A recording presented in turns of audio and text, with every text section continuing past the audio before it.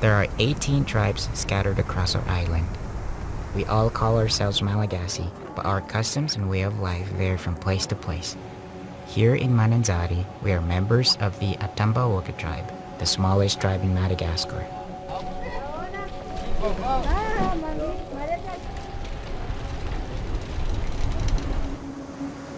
The ocean is our lifeblood here in Mananzari.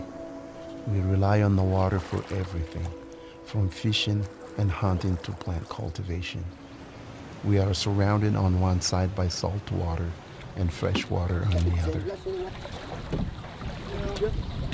Some of our largest exports are coffee, vanilla, and a variety of essential oil crops like vetiver, cinnamon, and clove.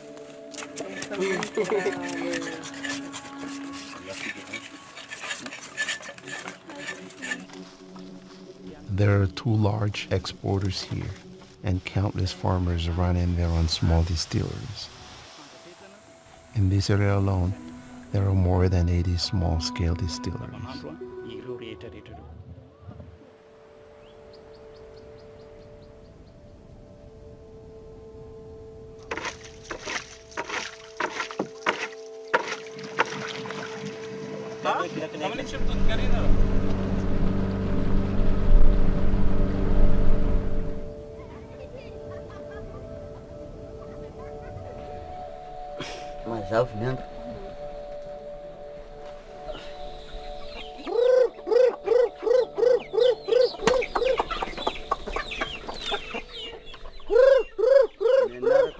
My name is Joseph Claudius.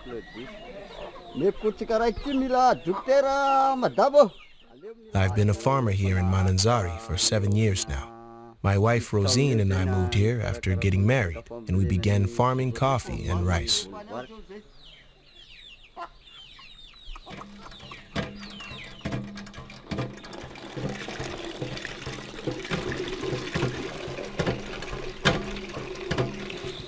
We have a simple life here on the outskirts of Mananzari.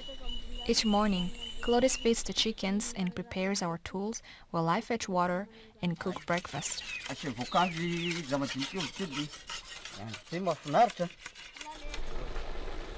We live in a small community of close family, where we all take care of each other.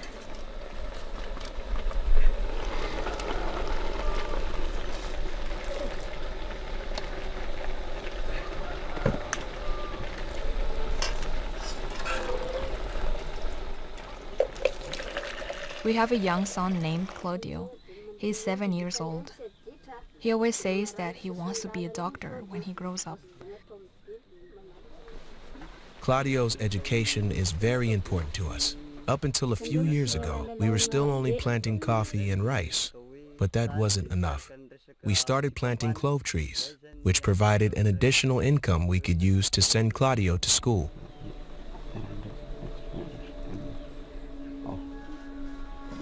There are no doctors this far away from the city. If someone needs to visit the doctor, it can be difficult to find transportation. We hope that by sending Claudio to school, he will someday have the opportunity to open a clinic in our area.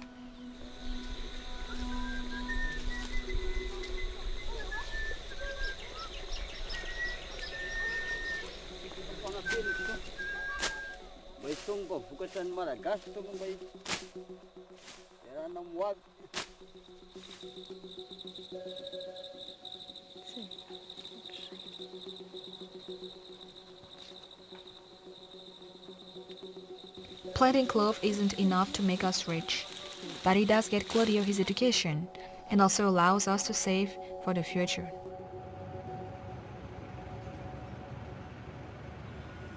Many farmers live far outside of the city, and it's hard for them to transport their product to the market where they can be sold.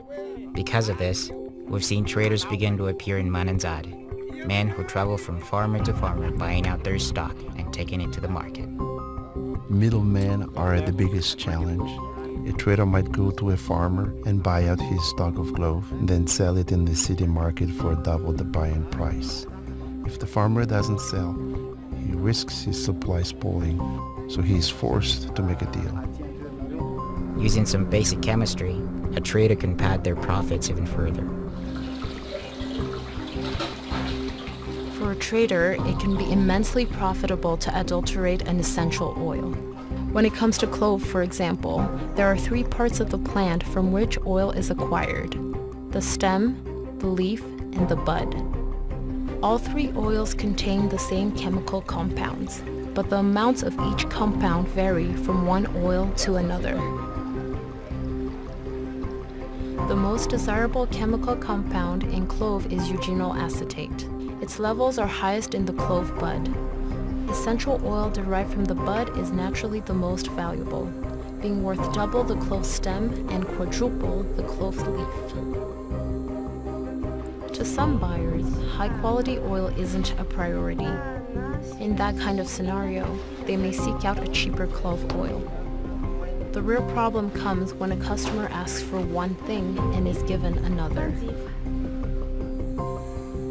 There's little access to chemical testing equipment in Madagascar, so international buyers often don't know if their essential oils are pure until they're personally tested. The highest quality clove oil is around 15% eugenol acetate. There are many ways to mix oils to increase profits. Some methods are as simple as mixing clove bud with clove stem. We can keep eugenol acetate levels within the buyer's expectations and they'd never know. Another method is to add synthetic eugenol acetate directly to clove leaf or stem. To even a sophisticated lab, it would look like clove bud oil. The difference between pure and synthetic is almost undetectable.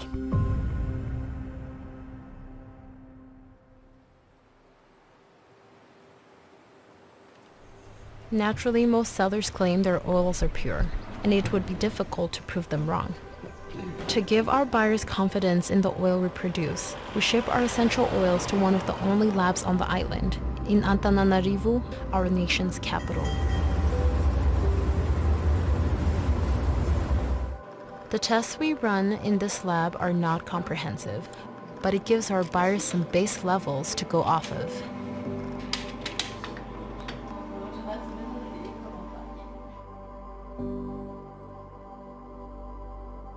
When essential oils arrive here at doTERRA, we do a series of tests to confirm the purity of the oils. At the Quality Control Lab, we use an extensive protocol to ensure the purity.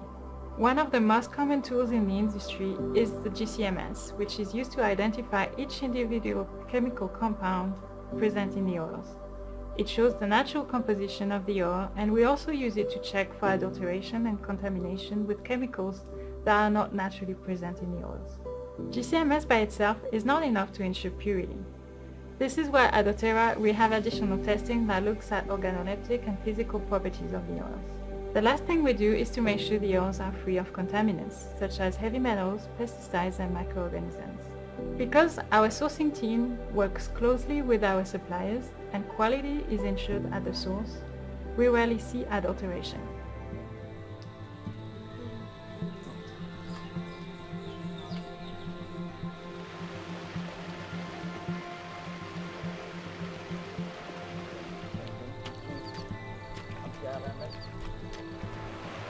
All around the world, farmers are dependent on oil producers for their livelihood.